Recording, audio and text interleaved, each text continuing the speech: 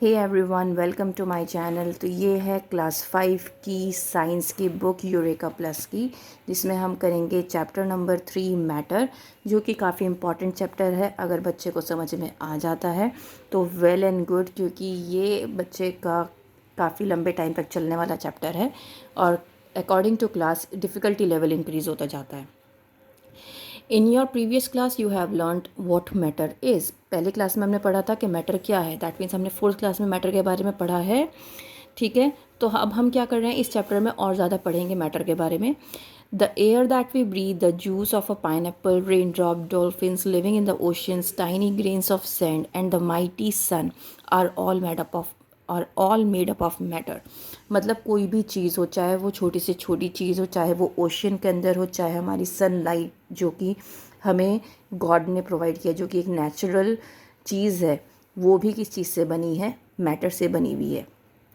जो चीज़ हम देख सकते हैं, टच कर सकते हैं, स्मेल कर सकते हैं, वो सभी चीज़ें किस चीज़ से बनी हैं? मैटर से बनी हुई हैं। मैटर में क्या होता है? एक मास होता है और एक वॉल्यूम होता है। अब अगर मैं इस बुक की बात करूं, इस बुक से मैं आपको समझाती हूं कि मैटर बेसिकली होता क्या है। अगर ये बुक है, इस बुक को मैंने ओपन करके रखा हुआ है, तो दैट मीन्स इसने जितना स्पेस कवर किया है, तो वो क्या है? Space occupied by the object, है ना। तो वो भी क्या है? मैटर है।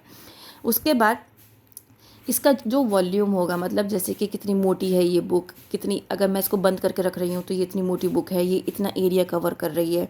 ठीक है, तो that is also a kind of matter, a definition of matter.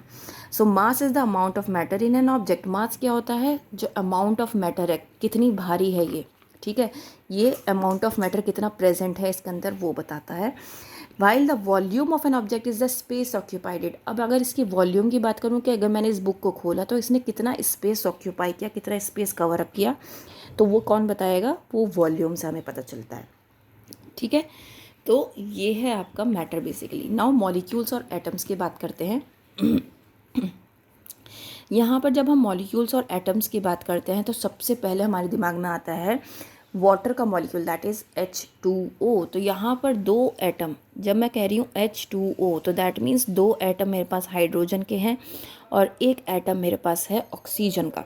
ठीक है, तो ये जो वाइट वाला पार्ट देख रहे हो, ये मेरे हाइड्रोजन के एटम है और रेड वाला जो है वो मेरा ऑक्सीजन का एटम है। ठीक है, अब हम बात करते हैं matter such as table salt is made up of only one substance, that is salt. अब जो हमारा टेबल सॉल्ट होता है वो एक ही सब्सटेंस से बना है, जिसको हम कहते हैं सॉल्ट, है ना। जबकि sea water which is also a matter has many different substances. जबकि अगर हम पानी की बात करें, जो कि सी का पानी होता है, वो भी मैटर का ही बना होता है, लेकिन उसमें बहुत सारे अलग अलग सब्सटेंसेस भी होते हैं। अब हर एक सब्सटेंस जो है वो अपने डिफरेंट मॉलिक्यूल्स का बना हुआ होता है। Although extremely small, a molecule has all the properties of a substance. Molecules are made up of smaller particles called atoms. अब अगर हम मॉलिक्यूल की बात कर रहे हैं, कोई भी मॉलिक्यूल कैसे बना होता है? छोटे छोटे एटम्स के टुकड़ों से बना होता है। ठीक है, अगर हम इसमें, मैं इसको आपको समझाना चाहूँ तो मैं इस तरीके से समझा सकती हूँ कि जैसे ये आपकी एक बुक है, इसमें बहुत सारे पेजेस हैं, है ना। तो अगर मैं एक पेज को क्या मानूँ? एक एटम मानूँ। ठीक है, अब ये एक इतनी मोटी बुक कंप्राइज हुई है बहुत सारे पेजेस से मिलकर, दैट मीन्स बहुत सारे एटम्स मिलकर एक क्या बना है? मॉलिक्यूल बना है। वो मॉलिक्यूल क्या है? ये हमारी बुक। तो ये मैंने आपको एक एग्जाम्पल के उसमें समझाया है। सिमिलर और different kinds of atoms join in a definite number two form a molecule of a substance. अब या तो सेम तरह के एटम्स होंगे या डिफरेंट तरह के एटम्स हैं, वो मिलते हैं और एक मॉलिक्यूल बनाते हैं। जैसे कि अगर मैं दो एटम हाइड्रोजन के लूँ और एक एटम ऑक्सीजन का लेती हूँ, तो क्या बनाता है? वो वाटर का मॉलिक्यूल बनाता है। ठीक है, अगर मैं सिर्फ और सिर्फ दो मॉलिक्यूल्स ऑक्सीजन के लेती हूँ, है ना, तो वो क्या बना रहा है? ऑक्सीजन मॉलिक्यूल बना रहा है। तो अगर आप सेम एटम ले रहे हैं, सेम एटम लेने के बाद भी आपका मॉलिक्यूल बन रहा है, अगर आप डिफरेंट एटम्स भी ले रहे हैं तो भी आपका मॉलिक्यूल बन रहा है। आपके सामने दोनों एग्जांपल्स हैं। पहला एग्जांपल वाटर का है H2O और दूसरा एग्जांपल है ऑक्सीजन का, O2 का। Now study the picture of the ball and stick model of water molecule and oxygen molecule giving along side. तो ये जो बॉल एंड स्टिक मॉडल है ना, ये इम्पॉर्टेंट है। जब भी आपसे कहा जाए कि कोई भी आप मॉलिक्यूल ड्रॉ करो तो आपको ये ड्रॉ करके वहाँ पर दिखाने पड़ेंगे। तो ये बहुत इम्पॉर्टेंट है। इम्पॉर्टेंट इसलिए भी है, अगर आपको इसके बेस पे समझ में आ जाता है तो आप सामने वाले को समझाने में सक्षम रहेंगे, आप सामने वाले को आसानी से समझा सकते हैं। In a ball and stick model atoms are represented by plastic beads. अब ये प्लास्टिक बीड्स के थ्रू एटम्स को रिप्रेजेंट किया गया है, ठीक है। Different atoms are represented by different coloured beads. For example in the figure given below. अब मतलब हर एक एटम के लिए ना अलग से कलर का बीड यूज़ किया गया है। जैसे कि हाइड्रोजन एटम के लिए वाइट बीड यूज़ किया गया है, ऑक्सीजन एटम के लिए यहाँ पर भी रेड लिया गया है और यहाँ पर भी रेड कलर का मॉलिक्यूल लिया गया है, एटम लिया गया है। तो इस तरीके से आप डिफरेंट बीड्स यूज़ करके आप मॉलिक्यूल्स की प्रेजेंटेशन दिखा सकते हैं, ठीक है। तो यही चीज़ इन्होंने यहाँ पे बताई है। The ball and stick model also shows how atoms join together to form the molecule. अब ये हमें ये भी बताता है कि किस तरीके से मॉलिक्यूल्स जॉइन होते हैं, किस तरीके से एटम्स जॉइन होते हैं और एक मॉलिक्यूल को बनाते हैं। Different kinds of substances are made up of different kinds of molecules. अब अलग अलग तरह के सब्सटेंस अलग अलग मॉलिक्यूल से बने होते हैं। जो कुछ प्योर सब्सटेंसेज होते हैं जो कि हमेशा all the molecules are always exactly the same, जिसमें मॉलिक्यूल्स जो होंगे वो एग्जैक्टली सेम रहेंगे। For example all the molecules of pure table salt will be the same. जैसे कि अगर हम एग्जाम्पल लें प्योर टेबल सॉल्ट का, तो वो उसमें जो एग्जाम्पल होता है टेबल सॉल्ट जो होता है वो सेम रहता है। So molecules of substances are made up of more than one type of atom. कुछ ऐसे सब्सटेंसेज भी होते हैं जिसमें एक से ज़्यादा तरह का एटम प्रेजेंट होता है। जैसे कि वाटर मॉलिक्यूल, इसमें 2 हाइड्रोजन के एटम्स हैं और एक ऑक्सीजन का है, तब एक मॉलिक्यूल बन रहा है। तो इनको so some substances such as oxygen are made up of only one type of atom. अब कुछ ऐसे भी होते हैं जो सिर्फ एक ही तरह के एटम से बने होते हैं, कुछ मॉलिक्यूल्स ऐसे भी होते हैं जैसे कि ऑक्सीजन का एग्जांपल है। तो दोनों तरीके से आपके क्या बनते हैं, मॉलिक्यूल्स बनते हैं। अब हम बात करते हैं एलिमेंट्स के बारे में। एलिमेंट्स क्या होते हैं, substance whose molecules are made up of only one kind of atom. अब वो सब्सटेंस जिसके जो मॉलिक्यूल वो मॉलिक्यूल जो कि सिर्फ और सिर्फ एक तरह के एटम से मिलकर बना हो, जैसे कि ऑक्सीजन का मॉलिक्यूल है, ठीक है, O2। तो उसमें हमने O2 की बात करी तो दैट मीन 2 ऑक्सीजन मॉलिक्यूल मिलके क्या बना रहा है, ऑक्सीजन बना रहा है। तो oxygen, nitrogen, hydrogen, carbon, calcium, chlorine and sulphur, ये क्या है, सारे एलिमेंट्स के एग्जाम्पल हैं, ठीक है। गोल्ड, आयरन और सिल्वर ये भी क्या हैं, आपके एलिमेंट्स हैं। Observe the molecules of the elements given above. You will notice that none of the molecules are made up of the same type of atoms. This is true for every element. No 2 elements are made of the same type of atoms. ठीक है। तो यहाँ पर आप देखो hydrogen का H, oxygen का O, carbon का C, सल्फर का S, मतलब एक ही तरह के एटम्स मिलके क्या बना है, ये मॉलिक्यूल्स बने हैं। कंपाउंड्स जिसमें एक से ज़्यादा तरीके के एटम्स जुड़कर मॉलिक्यूल बनाए गए हों, जैसे कि वाटर का मॉलिक्यूल है H2O, जिसमें हाइड्रोजन के 2 मॉलिक्यूल हो गए और एक ऑक्सीजन, ये अलग एटम है, ये अलग एटम है, मिला दिया एक मॉलिक्यूल बन गया। ऐसे कार्बन डाइऑक्साइड CO2, एक कार्बन का एटम है, 2 ऑक्सीजन के एटम है, तो क्या बन गए, मॉलिक्यूल बन गया एक कार्बन डाइऑक्साइड। ऐसे ही अमोनिया। तो इस तरीके से क्या है, जब आपके पास अलग अलग एटम्स मिलकर एक मॉलिक्यूल बना रहे हैं तो वो कंपाउंड कहलाया जाएगा। जब एक ही तरह के एटम्स मिलकर कोई मॉलिक्यूल बना रहा है तो वो एलिमेंट कहलाया जाएगा। 3 स्टेट होती है मैटर की, पढ़ता है हम 3rd क्लास से, 2nd क्लास से, सॉलिड, लिक्विड और गैस, ठीक है, जो कि रूम टेम्परेचर पर एग्जिस्ट करती है, जिसमें वाटर एक एक्सेप्शन है, जो कि लिक्विड, गैस और सॉलिड हर तरीके से क्या करता है, अकर करता है नेचर में।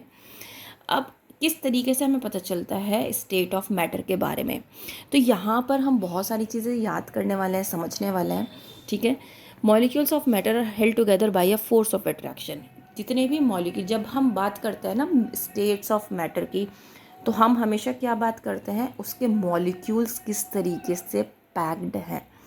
तो हमने ना बचपन से ये पढ़ा है, इस तरह की एक पिक्चर हमने हमेशा पढ़ी है, लेकिन इसको बहुत डीपली हमने कभी समझा नहीं है। तो आज हम इसको बहुत डीप में समझेंगे। अगर आप यहाँ पर देखें तो ये सॉलिड शेप है जिसके अंदर मॉलिक्यूल्स इस तरीके से अरेंज होते हैं, बिल्कुल टाइटली पैक्ड होते हैं। फिर उसके बाद ये लिक्विड है जिसके जो मॉलिक्यूल्स हैं थोड़े से अलग अलग होते हैं। देन ये गैस है जिसके अलग बहुत दूर दूर होते हैं। अब अगर आप इसमें देखो तो यहाँ पर मॉलिक्यूल्स के बीच में जो फोर्स ऑफ अट्रैक्शन होता है, मतलब कितने फोर्स से एक मॉलिक्यूल दूसरे मॉलिक्यूल को अट्रैक्ट कर रहा है, इसके बेस पर हमारा जो स्टेट ऑफ मैटर है वो डिटरमिन करता है। ठीक है, अगर हम सॉलिड मॉलिक्यूल्स की बात करें तो फोर्स ऑफ अट्रैक्शन जो होता है ना वो बहुत ज़्यादा स्ट्रॉन्ग होता है। बहुत ज़्यादा स्ट्रॉन्ग क्यों होता है? तभी तो ये टाइटली पैक्ड होते हैं, है ना।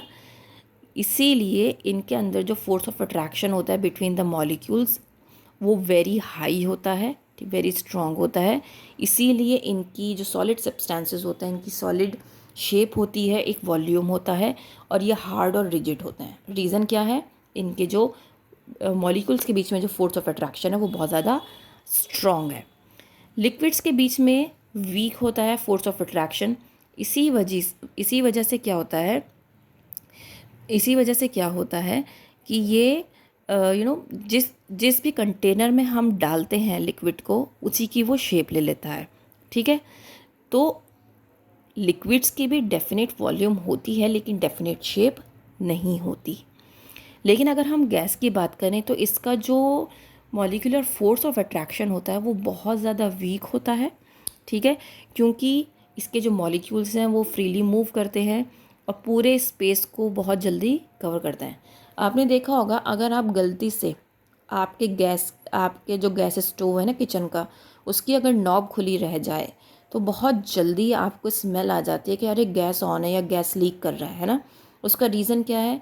क्योंकि जो इसके मॉलिक्यूल्स हैं ना वो बहुत ज़्यादा दूर दूर है। फोर्स ऑफ अट्रैक्शन जो है मॉलिक्यूल्स के बीच में बहुत ज़्यादा वीक है, जिसकी वजह से क्या होता है कि ये जो है बहुत तेज़ी के साथ स्प्रेड होती है। ठीक है, और इसीलिए इसकी कोई शेप नहीं होती और कोई वॉल्यूम नहीं होता। मतलब आप जिस भी कंटेनर में डालेंगे ये उसी की शेप और वॉल्यूम ले लेगा। अब स्टेट ऑफ मैटर चेंज हो सकता है। कैसे हो सकता है? हीट करने से, कूल करने से। तो क्या करता है, ये स्टेट ऑफ मैटर चेंज हो जाता है क्योंकि अरेंजमेंट ऑफ मॉलिक्यूल्स क्या है, चेंज होगा। हमने अभी अरेंजमेंट ऑफ मॉलिक्यूल्स पढ़ा कि जब हम लिक्विड स्टेट की बात कर रहे हैं तो मॉलिक्यूल्स का बीच जो अट्रैक्शन है वो डिफरेंट है। सॉलिड्स की बात कर रहे हैं तो डिफरेंट है, गैस की बात कर रहे हैं तो डिफरेंट है। तो ऑब्वियस सी बात है, जब हम हीट करेंगे या कूल करेंगे तो molecular attraction, molecular force of attraction change होगा, मॉलिक्यूल्स का अरेंजमेंट चेंज होगा, जिसकी वजह से इसका जो स्टेट ऑफ मैटर है वो भी चेंज हो जाता है। ठीक है, नाउ चेंजेस अराउंड अस। अगर हम अपने आसपास चेंजेस देखें तो दो तरीके के चेंजेस होते हैं। एक होता है फिज़िकल चेंज और एक होता है केमिकल चेंज। फिज़िकल चेंज जो होता है वो एक टेम्परेरी चेंज होता है। ठीक है, ये कोई नया सब्सटेंस नहीं बनाता है। टेम्परेरी चेंज मतलब जैसे बर्फ़ आपने फ्रिज में रखा था, उसको अगर आपने फ्रिज में से निकाल के बाहर रख दिया तो वो पानी बन जाएगा, है ना।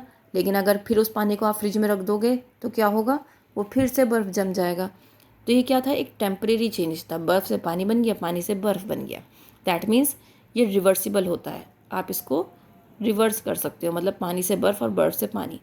लेकिन अगर हम केमिकल चेंज की बात करें तो केमिकल चेंज में क्या होता है, एक नया प्रोडक्ट बनता है। केमिकल चेंज में जैसे कि अगर मैं कहूँ मैं एक पेपर को जला देती हूँ, मेरे पास एक पेपर है, मैंने उसमें आग लगा दी, तो पहले वो क्या था, एक पेपर था। अब आग लगने के बाद वो क्या बन गया, एक राख रह गई, है ना। लेकिन अगर मैं चाहूँ कि इसको फिर से पेपर बना दूँ, क्या मैं बना सकती हूँ उस राख से? नहीं बना सकती। तो यही क्या है, आपका केमिकल चेंज है, जिसमें आपका एक नया सब्सटेंस बनता है। और ये चेंज परमानेंट चेंज होता है, इरिवर्सिबल होता है। परमानेंट क्यों होता है? क्योंकि ये दोबारा से पेपर में नहीं बदल सकता। इरिवर्सिबल क्यों होता है? सेम चीज़, क्योंकि ये पेपर अगर ऐश में चेंज हो गया तो ऐश से आप दोबारा पेपर नहीं बना सकते। तो इसीलिए पेपर, बर्निंग ऑफ पेपर क्या है, एक केमिकल चेंज है। यहाँ पर आपको एक माइंड मैप नज़र आ रहा है। मैटर में हमने कंपाउंड्स और एलिमेंट्स के बारे में पढ़ा, देन हमने चेंजेस पढ़े, फिजिकल और chemical changes, states of matters पढ़े, गैस, लिक्विड और सॉलिड के बारे में हमने पढ़ा। यहाँ पर कुछ कीवर्ड्स दिए हुए हैं, डेफिनेशंस गिवन है, जो आप देख सकते हैं, आपके लिए हेल्पफुल रहेंगी। ये चैप्टर यहाँ पर आपका कंप्लीट हो जाता है। इसकी वर्कशीट मैं बहुत जल्दी अपलोड करूँगी। उम्मीद करती हूँ आपको चैप्टर समझ में आया होगा। If yes, please like share and subscribe. That's all. Thank you.